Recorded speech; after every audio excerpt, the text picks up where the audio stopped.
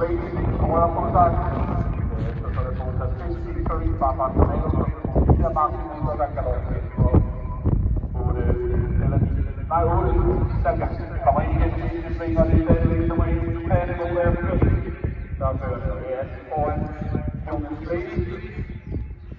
Så der har vi øjeblik. Som vi rører, der passerer på sig fisk. Men det er stadigvæk, at nogle af Freddy der fører det her. Foran Jonas Lady. Så er det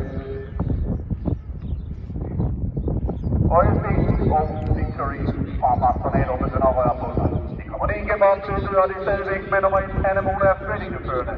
Og det bliver nu angrebet udvendigt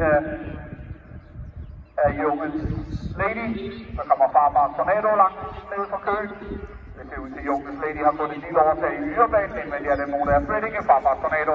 Kommer stærkt ud i banen, skal den nå frem sammen med Victory. Men det er Jonas Lady, der har taget hele vejen til Kvindgård og til Aarhus i dag. Og med sidste situation, at man kan komme til rette her, absolut. Og det ser ud til, at det ser også ganske lidt sejr for nummer 40. Jonas Lady.